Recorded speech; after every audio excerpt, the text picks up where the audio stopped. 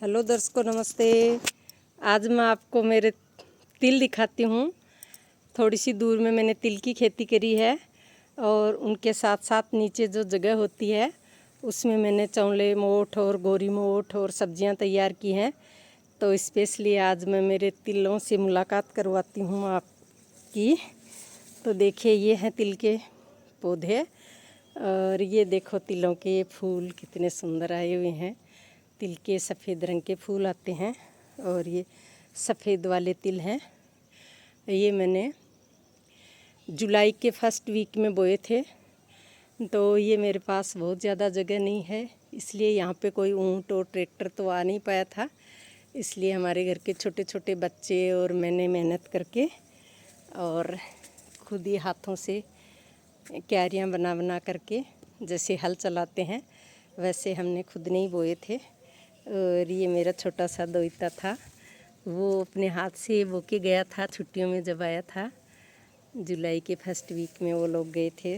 तो ये गोरी मोठ जो होते हैं अपने ब्राउन कलर के छोटे छोटे मोठ होते हैं, वो मोठ हैं ये बीच बीच में। इन तिलों के नीचे भी मोठ हैं बीच बीच में बोए हुए, लेकिन ये तिलों ने ग्रोथ ज़्यादा कर ली है और ये देखो नीचे रह गए हैं।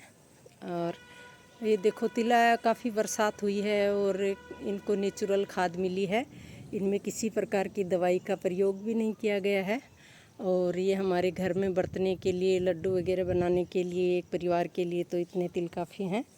और ये हमने घर में ही बो रखे हैं।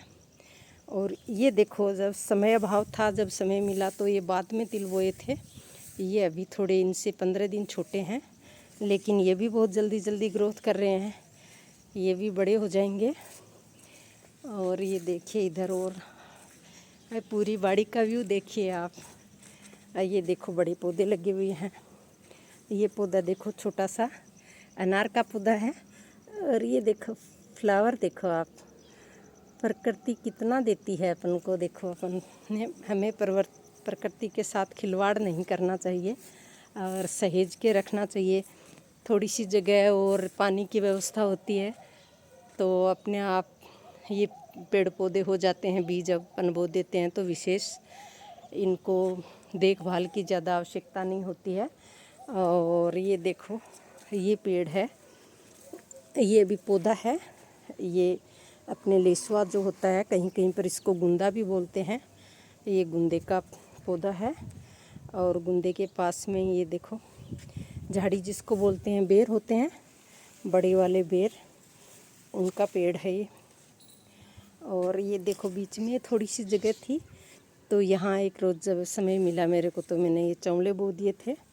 और इधर ये पौधों के लिए घास फूस इकट्ठा करते हैं, इनको जब गल जाता है तो ये इनकी नेचुरल खाद बना लेते हैं। और वो देखो, वो पास में मौसमी के पेड़ हैं। और ये देखो कितना बगीचा जो है हरा भरा हो गया है। और सब्जियों से रूबरू कराती हूँ आपको।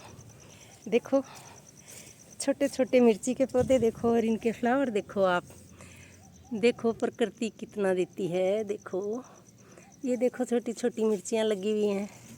घर की आवश्यकता के लिए जब भी आवश्यकता होती है तुरंत ये तोड़ लेते हैं, बाज़ार भी नहीं जाना होता है। ये देखो ये चौले के हैं। और इधर वो बैंगन लगे हुए हैं, ये भी मिर्ची का पौधा ही है। ये देखो घास फूस कितना इकट्ठा होता है, इनकी निराई गुड़ाई करनी रहती है। ये इतना सा एरिया रह गया था, इसको अब जब समय मिलेगा तब इसको निकालेंगे।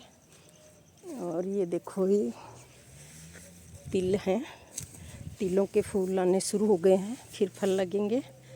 और ये देखो ये भी पौधे ही हैं, कितने कितने सुंदर फूल आए हुए हैं।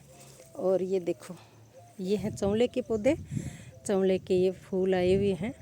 और ये देखो चौले के कच्ची कच्ची इस तरह से फलियां लगती हैं, कच्ची कच्ची, जो सब्जी में अपन तुरंत ही तोड़ के डाल लेते हैं। ये हैं गंवार। और ये देखो 2-3 दिन नहीं पहुंच पाते हैं तो सब्जियां मोटी हो जाती हैं। ये देखो मेरी भिंडी, देखो आप कितने सुंदर फूल हैं इसके, भिंडी के ही देखो। और ये देखो भिंडी तो मोटी हो गई हैं, 2-3 दिन नहीं पहुँचे इनको तोड़ने के लिए। तो लोगों के तो घरों में ये रहता है कि भाई क्या सब्ज़ी बनाएं, क्या सब्ज़ी बनाएं, किसकी बनाएं। और मेरे ये रहती है आज कौन सी बनाऊं, इतनी सारी सब्जियों की वैरायटी रहती है।